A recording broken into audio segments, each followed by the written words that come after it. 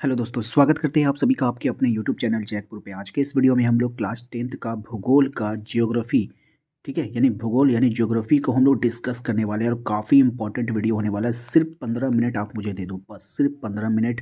आपको कुछ भी नहीं करना है, बस सिर्फ 15 मिनट। अगर आपको वीडियो देखने का मन भी नहीं है ना, फिर भी 15 मिनट दे दो। यकीन जानिए आप कुछ सीख कर जाओगे। और आज के इस वीडियो में हम आपको बताएंगे कि कौन सा क्वेश्चन प्रीवियस ईयर में इस चैप्टर से आया था और मोस्ट इंपॉर्टेंट है, और कौन सा क्वेश्चन जो है आने की संभावना है। सब्जेक्टिव एंड ऑब्जेक्टिव दोनों पे डिस्कस करने वाले हो, तो वीडियो काफ़ी इंपॉर्टेंट होने वाला है।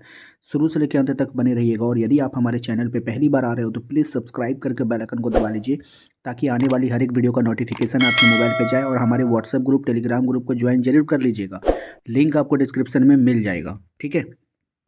तो चलिए, यहाँ पर आप लोग सबसे पहले देखोगे संसाधन। इस चैप्टर जो है, हमारा चैप्टर का नाम है वन एवं वन्य जीव संसाधन। इसके पहले भी हमने एक चैप्टर करवा दिया है, पहला चैप्टर हो गया है भूगोल का, और हिस्ट्री का भी 2 चैप्टर हम लोगों ने डिस्कस कर लिया, तो उसको जाकर देख लीजिएगा प्लेलिस्ट पर, ठीक है। तो यहाँ पर देखिए, सबसे पहले हम लोग संसाधन के बारे में अगर हम डिस्कस करें तो संसाधन जो होता है वो 2 प्रकार का होता है। एक होता है प्राकृतिक संसाधन, एक होता है मानवीय संसाधन।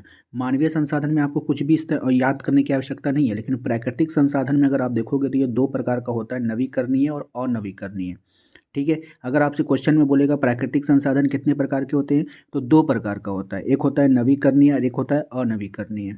अब यहाँ पे आप लोग देखोगे, नवीकरणीय संसाधन जो होता है वो 2 प्रकार का पाया जाता है। उसमें होता है अजैव, दूसरा होता है जैव, ठीक है। अजैव का तो हम लोग बात ही नहीं करेंगे, जिसमें जीवन नहीं पाया जाता है। और जैव में देखिए क्या हो जाएगा, जिसमें वन और वन्य जीव आता है। तो जैव संसाधन कितने प्रकार के हो गए, 2। एक होता है वन, दूसरा होता है वन्य जीव। अब आपको बोलेगा कि वन जो है वो किस प्रकार का संसाधन है, तो जैव संसाधन है। वन्य जीव किस प्रकार का संसाधन है, तो जैव संसाधन है। बात समझ में आया? चलिए,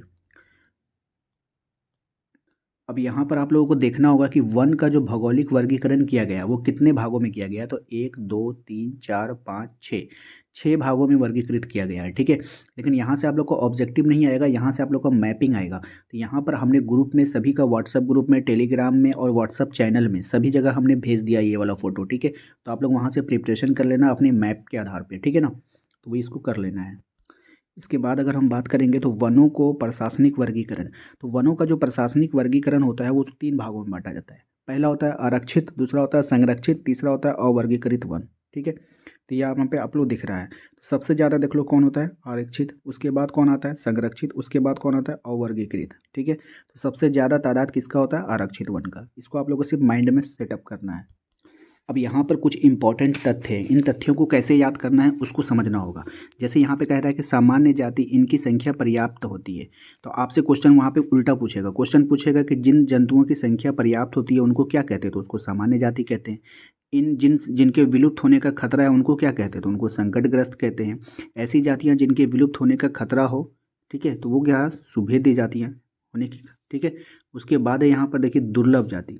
संख्या बहुत कम परिस्थितियों में नहीं परिवर्तन होने पर यह संकटग्रस्त श्रेणी में आ सकती है, ठीक है। दुर्लभ जाति किसको बोलते हैं, स्थानिक जाति। विशिष्ट प्राकृतिक परिस्थिति वाले जीव जो होते हैं वो क्या कहलाते हैं, स्थानिक जाति कहलाते हैं। तो इस तरह से आप लोग को याद करना होगा, ठीक है। लुप्त जाति, ऐसे जीव जो पृथ्वी पर अनुपलब्ध हो, उदाहरण एशियाई चीता, गुलाबी सिर वाला बत्तख, ये सब क्या है, लुप्त जाति है। और आपके ऑब्जेक्टिव में पूछता है कि गुलाबी सिर वाला बत्तख क्या है, तो ये लुप्त में है। एशियाई चीता क्या है, तो ये लुप्त में है। बात समझ में आया? ये दोनों इंपॉर्टेंट है, इन दोनों नामों को याद रखना है आपको। यहाँ पर एक लाइन है, इसको याद रखिएगा। विशिष्ट पर्यावरण में पाए जाने वाली पादप स्पीसीज को क्या कहते हैं, तो वनस्पति जात कहते हैं। क्या कहते हैं, वनस्पति जात कहते हैं। बात समझ में आया? और विशेष पर्यावास में मिलने वाले प्राणी समूह को क्या कहते हैं, तो प्राणी जात कहते हैं। क्या कहते हैं, प्राणी जात कहते हैं। ये दोनों लाइन आपको याद कर लेना है। यहाँ पर कुछ इंपॉर्टेंट डाटा है, जैसे कि विश्व की 8% उपजाति जो है वो भारत में मिलती है। विश्व की 8% भारत में मिलती है। इसके बाद यहाँ पे एक इम्पॉर्टेंट डाटा ये भी है कि भारत में 10% वनस्पति जात एवं 20% स्तनधारी के लुप्त होने का खतरा है। कितना, 10% वनस्पति जात को और 20% जो है स्तनधारी को विलुप्त होने का खतरा है। यहाँ पर कुछ इंपॉर्टेंट डेट है, उसको आप लोग याद कर लीजिएगा। वन्य जीव अधिनियम कब आया, 1972 में। वन्य अधिनियम, यहाँ पे दोनों अलग अलग है, आप लोग कन्फ्यूज़न में पड़ जाते हो। पहला है वन्य जीव अधिनियम 1972 और दूसरा है वन अधिनियम 1980। उसके बाद है पर्यावरण अधिनियम 1986। रामसर अभी समय, ये इम्पोर्टेंट नहीं है, छोड़ दीजिए। जैव विविधता अधिनियम 2002, ठीक है। तो इसको कम से कम कर लेना है आप लोगों को, ओके। उसके बाद यहाँ पे देखिएगा, इस वाले मैप को आप लोग को ध्यान से देखना है। इस मैप में प्रमुख जैव मंडल आरक्षित क्षेत्र को दर्शाया गया है, ठीक है। तो यहाँ पर जो मुख्य मुख्य है ना, कम से कम 4-5 आपको याद कर लेना है। इसका मैपिंग जो है हम आपको व्हाट्सअप पे भी प्रोवाइड करवा देंगे, वही या नहीं तो आप यहाँ पे स्क्रीनशॉट ले सकते हो। जैसे सबसे बड़ा जैव मंडल क्षेत्र कहाँ है, कच्छ में है, ठीक है। ये आपको देखिए यहाँ दर्शाया गया है, जो कहाँ है, गुजरात में है, ठीक है, यहाँ पे आपको दर्शाया। उसके बाद देखिए भारत का प्रथम जैव मंडल क्षेत्र है नीलगिरी है, ये कहाँ पर पाया जाता है, तो ये आपको देखिए यहाँ पे स्टार बना करके दिखा दिया गया है। उसके बाद यहाँ पे देखिए काफ़ी सारा यहाँ पर है, तो यहाँ पर 2 4 5 जो इम्पोर्टेंट है हम आपको बता देंगे बाद में, ठीक है। सबसे पहले आते हैं हम लोग सब क्वेश्चन आंसर पे, अभ्यास पे, और देखते हैं क्या है इम्पोर्टेंट, ठीक है ना। अब देखिए बहुविकल्पिक प्रश्न यहाँ पे आपसे पूछा जाएगा। बहुविकल्पिक प्रश्न जो है इम्पोर्टेंट होता है, तो इसको आप लोगों को करना है। कह रहा है इनमें से कौन सी टिप्पणी प्राकृतिक वनस्पति जात और प्राणी जात के हास्य का सही कारण नहीं है। कृषि के प्रयास, बृहद स्तरीय विकास परियोजनाएं, पशुचारण व ईंधन लकड़ी का एकत्र करना, तीव्र औद्योगिकरण और शहरीकरण। तो राइट आंसर हो जाएगा पशुचारण और ईंधन लकड़ी को एकत्र करना, ठीक है। क्वेश्चन नंबर 2 की अगर हम बात करेंगे तो कह रहा है इनमें से कौन सा संरक्षण का तरीका समुदायों की सीधी भागीदारी नहीं करता है, यानी कि सीधा सीधा वो समुदाय को शामिल नहीं करेगा। संयुक्त वन प्रबंधन, चिपको आंदोलन, बीज बचाओ आंदोलन, वन्यजीव पशु विहार का परिसीमन। तो ये नहीं है, ठीक है, ऑप्शन नंबर डी। उसके बाद अगर हम बात करें क्वेश्चन नंबर 3 की, तो 3 में आपसे कह रहा है कि 3 में कह रहा है बेतला राष्ट्रीय उद्यान किस परियोजना के अंतर्गत आता है। तो ऑप्शंस देखो यहाँ पर है आपका, बाघ परियोजना है, हाथी परियोजना है, पक्षी परियोजना है, मगरमच्छ परियोजना है। तो इसका राइट आंसर है बाघ परियोजना में आता है। बेतला राष्ट्रीय उद्यान किस परियोजना में आता है, तो बाघ परियोजना में आता है। क्वेश्चन नंबर 4 पे आओ। 4 में आपसे कह रहा है कि हिमालय यव पौधे के किस रोग का उपचार करता है, हृदय, यक्षमा, मलेरिया या फिर कैंसर। तो ऑप्शन नंबर डी, कैंसर का उपचार करता है। क्वेश्चन नंबर 5 पे आओ। 5 में कह रहा है कि बाघ परियोजना कब शुरू किया गया था, 1983 में, 73 में, 76 में या फिर 1980 में। तो राइट आंसर हो जाएगा ऑप्शन नंबर बी, ठीक है, 1973 में। नेक्स्ट क्वेश्चन है हमारा, भारत में सर्वाधिक वन आवरण क्षेत्र वाला राज्य कौन सा है, मध्य प्रदेश, अरुणाचल प्रदेश, महाराष्ट्र या फिर झारखंड। राइट आंसर हो जाएगा option number A, Madhya Pradesh. Question number 7 में कहा जा रहा है कि झारखंड के कितने प्रतिशत क्षेत्र पर वन का विस्तार है, 42, 50, 29.62 या फिर 35.49। तो राइट आंसर ऑप्शन नंबर से 29.62% पर जो है झारखंड के वन क्षेत्र का क्या है, विस्तार है, ठीक है। क्वेश्चन नंबर 8 पे आते हैं। 8 में कह रहा है कि हाथी संरक्षण परियोजना कब शुरू हुआ था, 1982 में, 1992 में, 2002 में, 1996 में। तो राइट आंसर है इसका 1992 में, ठीक है, याद कर लीजिएगा। डालमा अभ्यारण्य किस राज्य में अवस्थित है, झारखंड में, मध्य प्रदेश में, छत्तीसगढ़ में या फिर बिहार में। तो राइट आंसर हो जाएगा झारखंड में, ठीक है, इसको याद रखना है। वन नीति के अनुसार वन नीति के अनुसार देश में कितने प्रतिशत भौगोलिक क्षेत्र पर वनों का विस्तार होना चाहिए, 50, 60, 33 या फिर 46। तो राइट आंसर हो जाएगा आपका 33, ठीक है। बात समझ में आई।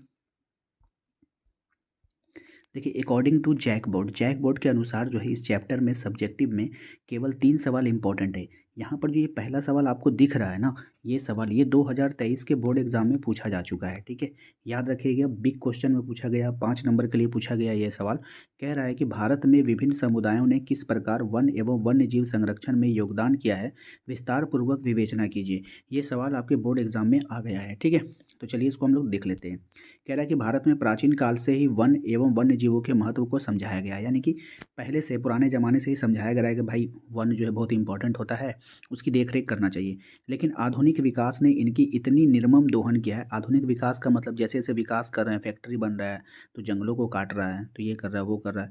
आज इर्द पर संकट, इस पर होगा यहाँ पे, ठीक है, किस पर, इस पर, आज इस पर संकट के बादल मंडराने लगे। अतः भारत के प्रकृति प्रेमी समुदायों ने इसकी संरक्षण की पीड़ा उठाई और विभिन्न प्रयास किए। अब जो प्राकृतिक प्रेमी होते हैं, जिसको नेचर से प्यार होता है, तो भैया वो आगे आएगा, बोलेगा कि हम उसको, जैसे चिपको आंदोलन में पेड़ से चिपक गया, नहीं काटने देंगे, ठीक है।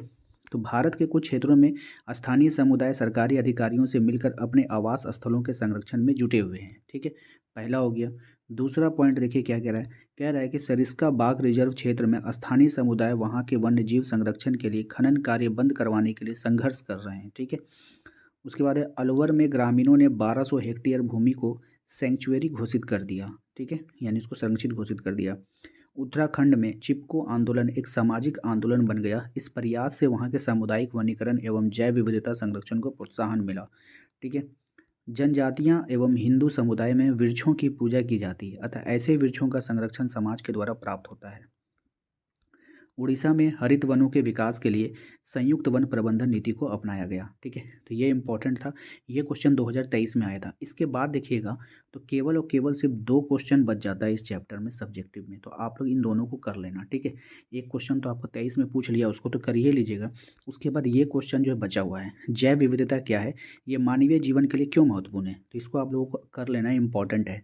वातावरण में प्राणी जात एवं वनस्पति जात समूह द्वारा निर्मित विभिन्नता को जैव विविधता कहते हैं। ठीक है, जैव विविधता मानव के लिए इसलिए महत्वपूर्ण है कि मानव की आवश्यकताओं की पूर्ति करता है, उत्पाद को पुनः सृजन करता है, अनुकूल परिस्थिति का वातावरण होता है। ठीक है, ये हो गया।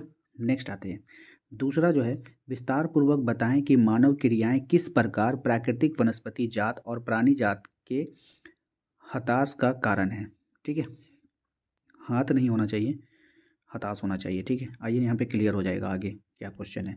मानव अपने विभिन्न क्रियाओं से वन एवं वन्य जीव को क्षति पहुँचाता है, बोले ना, हताश हो गया यहाँ पे, हताश। ठीक है, हताश, हताश, हताश, हताश होना चाहिए, या फिर क्षति के कारण, यहाँ पे क्षति भी कर सकते हो आप। ठीक है, तो वनों का विनाश करके, वन्य जीवों के प्राकृतिक वास को खत्म करके, ठीक है, वन्य जीवों को अवैध शिकार करके, खनन बहुउद्देशीय परियोजनाओं एवं बड़े औद्योगिक इकाई स्थापित करके।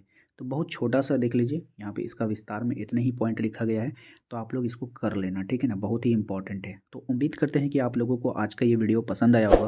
वीडियो पसंद आया तो प्लीज़ वीडियो को लाइक करके चैनल को सब्सक्राइब कर लीजिएगा, बेल आइकन को दबा लीजिएगा। कैसा लगा आज का ये सीरीज हमें कमेंट करके ज़रूर बताइएगा। मिलते हैं हम लोग अपने अगले वीडियो में। Thank you.